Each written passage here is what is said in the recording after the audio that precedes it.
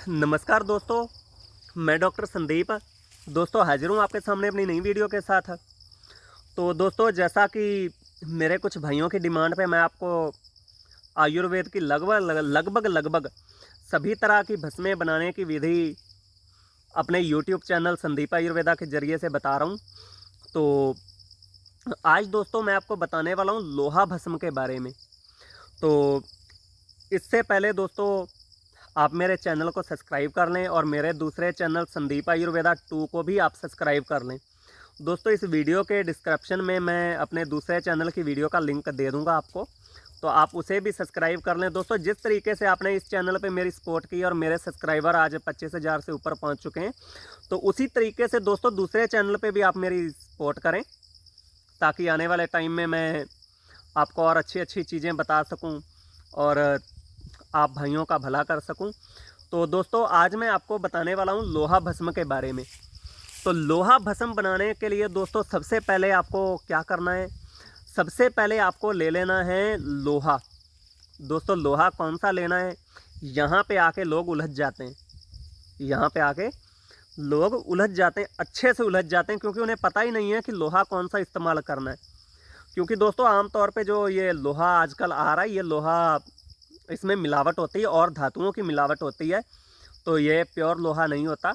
तो इसलिए हमें इस लोहे को यूज नहीं करना, हमें अच्छी क्वालिटी का लोहा यूज करना है, तभी हमारी भस्म अच्छी बनेगी।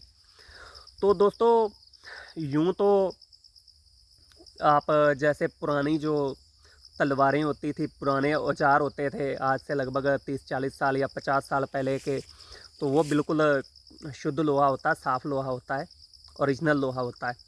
मगर दोस्तों ये हर जगह अवेलेबल नहीं हो पाते, तो आपको दोस्तों क्या करना है, जो ट्रेन की पटरी का लोहा होता है, ट्रेन की जो पटरी होती है उसका लोहा आपको इस्तेमाल करना है लोहा भस्म बनाने में।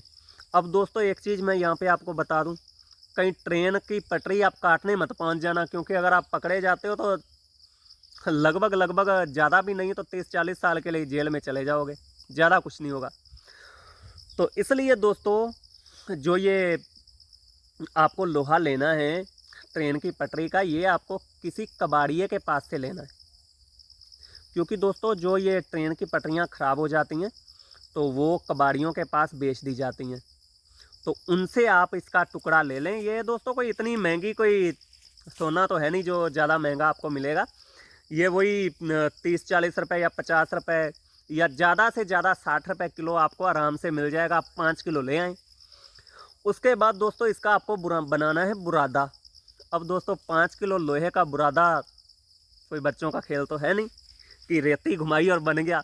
तो दोस्तों ये आपको खैरात मशीन वाला जो वेल्डिंग वाला होता है, वेल्डिंग वाले के पास जाना है और उसे कहना है कि इसका आप बुरादा बना दें। वो खैरात मशीन से उसे रगड़ के आधे 15-20 मिनट में ही आपको उसका बुरादा बना के दे देगा। अब दोस्तों आपको क्या करना है, उस बुरादे को लोहे की बड़ी कढ़ाई में, अब 5 किलो है, या दोस्तों आप जितना अपनी आवश्यकता के अनुसार बनाना चाहें आप बना सकते हैं। वैसे तो दोस्तों 5 किलो आप बनाएं तो ही अच्छा है। तो अब आपको क्या करना है, अब आप उस लोहे के बुरादे को लोहे की कढ़ाई में डाल के गर्म करें और उसे मट्ठे में, जो लस्सी होती है, लस्सी में, नींबू के रस में, गाय के पेशाब में, तेल में, त्रिफले के कौथांक में, इन चीज़ों में आप बुझावे दे रहे हैं। इनमें से दोस्तों आप 3 चीज़ों में बुझावे दे रहे हैं, साथ साथ बुझावे दे रहे हैं, लोहा आपका शुद्ध हो जाएगा। उसके बाद उसे बढ़िया करके दोस्तों धो के, उस लोहे को बढ़िया करके धो के एक चीनी मिट्टी का जो जार आते हैं उस जार में डाल दें और उसमें आपको भर देना है तरबूज का रस।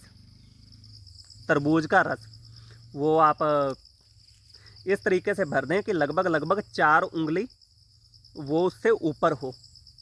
उसे बढ़िया करके मिक्स कर दें और रख दें। 6 महीने बाद आपको उस लोहे को निकालना है और उसमें लगा के देखना चुंबक। अगर चुंबक उसमें से लोहे के कणों को पकड़ती है तो आपका अभी ये लोहा कच्चा है, और अगर नहीं पकड़ती तो आपकी ये भस्म बन चुकी है और अगले प्रोसेस के लिए तैयार है। तो दोस्तों अब मान लो हमारी भस्म अभी पूरी वो नहीं बनी, वो तरबूज के रस में ने लोहे को नहीं खाया, तो आप नींबू का रस उसमें डाल दें और उसे हिला दें। तो और 2-3 महीने के लिए छोड़ दें। तो उसके बाद भी अगर चुंबक लोहे को पकड़ती है तो आप जो गलगलें होती हैं, गलगलें, अब दोस्तों पंजाबी में तो गलगलें बोलते हैं, मुझे उसके और नाम का नहीं पता। तो गलगलें इतना मोटा दोस्तों होता है जैसे संतरा होता है, संतरे से मोटा होता है वो। तो वो गलगलें ले लें, उसका रस उसमें निचोड़ दें। अब दोस्तों उसका रस उसमें निचोड़ने के बाद तो 2 महीने आप रख दोगे तो 101% वो सारा लोहा गल जाएगा, वो आपकी भस्म बन जाएगी।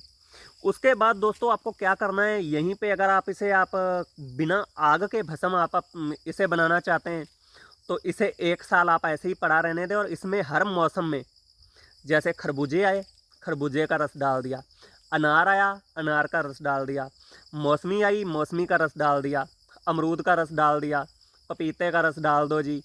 जितने भी ये फल होते हैं इनके आप रस डाल सकते हैं, डालते रहें।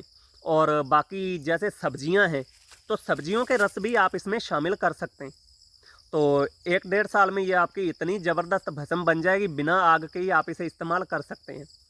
दोस्तों लोहे भस्म का सबसे मेन काम होता है शरीर में आयरन की कमी को पूरा करना, प्लेटलेट्स बढ़ाना, वाइट ब्लड सेल्स के लेवल को ठीक करना।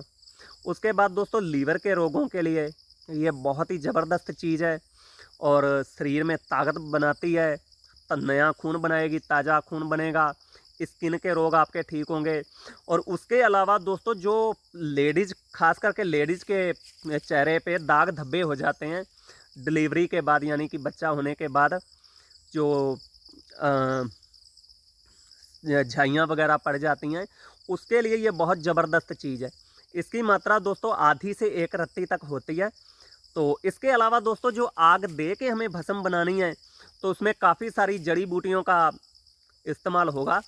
जो 100 पुट्टी बनानी है या 1000 पुट्टी बनानी है तो उसे दोस्तों अलग अलग जड़ी बूटियाँ, जैसे कि आँख का दूध, थूहर का दूध, और इसके बाद जटामांसी, त्रिफला, त्रिकुटा, इनके अर्घ में, इनके क्वथांक में, बड़ की दाढ़ी के क्वथांक में, पीपल की छाल के क्वथांक में, इनमें खर्ल कर करके दोस्तों 15-15, 20-20 पुट आप दें और 100 पुट आपकी पूरी हो जाती हैं तो वो आपकी 100 पुटी भस्म बन जाएगी। और इसी तरीके से जितनी आप पुट दोगे उतने पुटी आपकी ये भस्म बन जाएगी। दोस्तों जो 100 पुटी और 1000 पुटी लोहा भस्म होती है वो बहुत ही जानदार और बहुत तेज़ काम करने वाली चीज़ बन जाती है।